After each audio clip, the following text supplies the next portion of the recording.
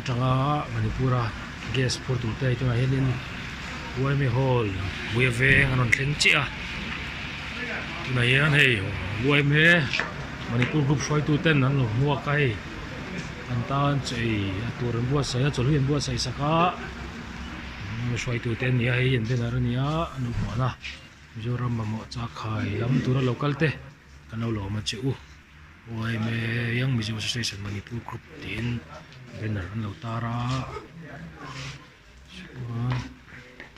nhiều yên là tu te một tu te đó thấp anh đi